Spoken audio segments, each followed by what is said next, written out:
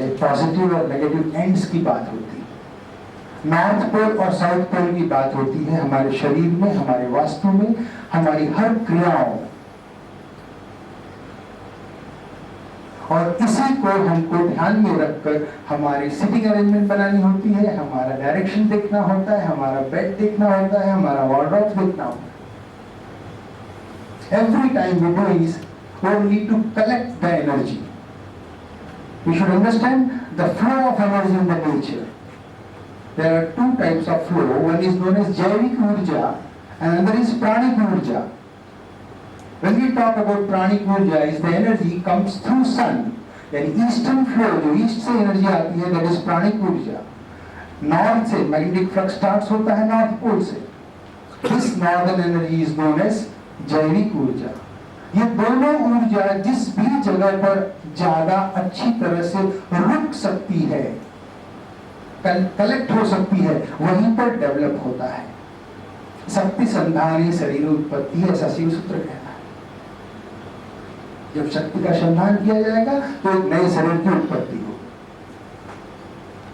हमारे वास्तु में हमको करना यही है कि अपने घर की ऊर्जा अपने घर के अंदर स्थित रहे, वॉश ऑफ न हो जाए, बस इतना ही ध्यान रखना है।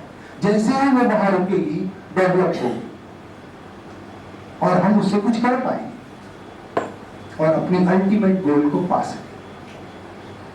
कुछ लोग पूछते हैं कि शर्मा जी सब बात सही है, आप बताइए कि सर रखना कहाँ सोते समय?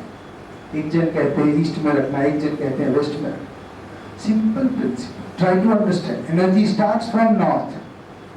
हम अपनी ओरा को देखें तो सिर के ऊपर से सहस्त्रार्ध चक्र योगाभ्यास में आपको बताया गया होगा, योग सूत्र में जानते होंगे आप। This is the starting point of energy. मूलाधार चक्र is the end point of energy. अंदर से ऊर्ध्वगमन और बाहर से बहिर्गमन।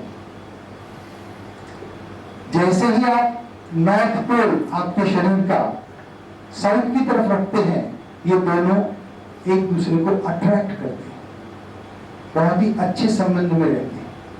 जैसे ही ये नॉर्थ पोल नॉर्थ की तरफ जाता है तो ये छोटा मैग्नेट बड़े मैग्नेट से डीमैग्नेटाइज हो सकता है। Simple principal. इन्हीं कुछ छोटी छोटी चीजों को अगर हम ध्यान रखें तो अपना वास्तु बहुत बढ़िया बना सकते हैं। यही है जल ब्रह्मांडी तत्पिंडी का सिद्धांत, जैसा बाहर वैसा अंदर।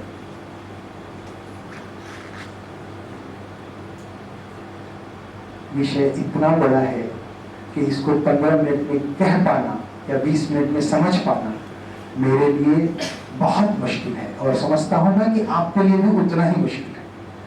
मैं ये चाहता हूं और I feel is sincerely, immediate आपके जो क्वेश्चन होंगे जिससे आपका डायरेक्ट संबंध हो, उस पर हम लोग ज्यादा चर्चा करें, तो उससे हम आसानी से उस विषय को जान सकते हैं।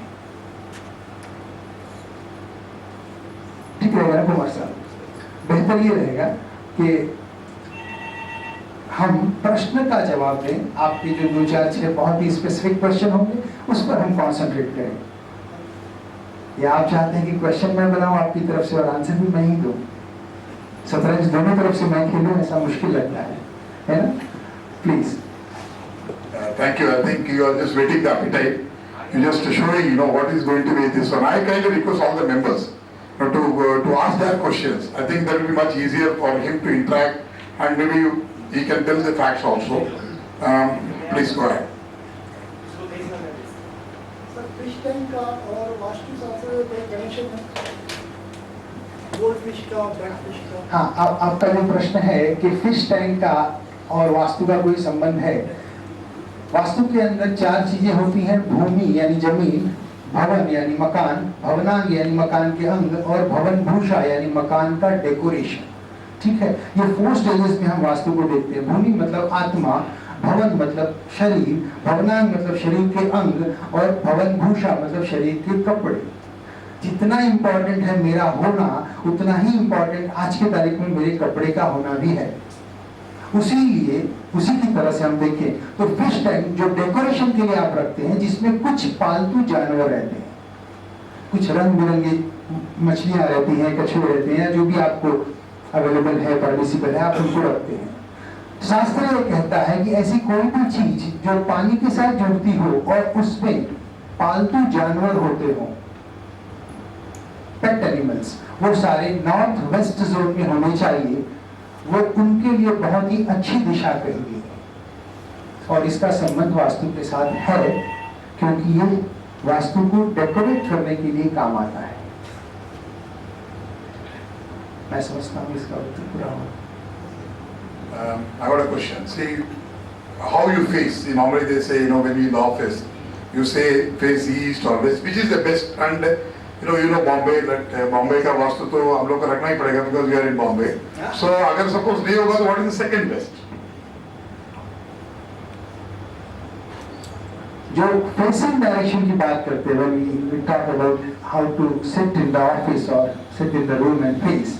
Normally, we should face the Ugam Disha, starting direction of energy. It means हम पूर्व, ईस्ट और नॉर्थ की तरफ फेस करें तो ये हमारे लिए बेस्ट पोजीशन है। This is the best position for anybody.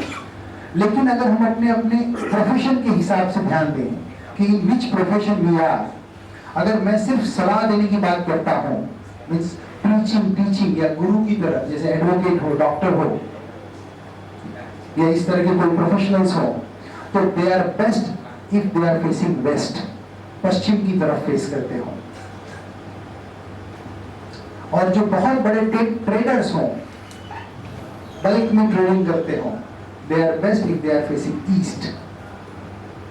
जो रिटेलर्स हैं, यानी जो स्मॉल अमाउंट की डीलिंग करते हैं और क्वांटिटी भले ज्यादा हो, तो वो नॉर्थ फेसिंग में बेस्ट है।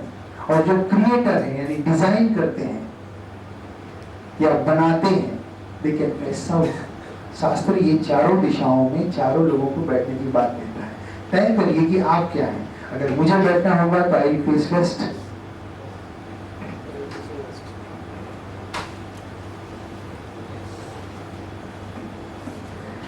Now, according to Vastu, they are telling you should not take a flat where basement is there.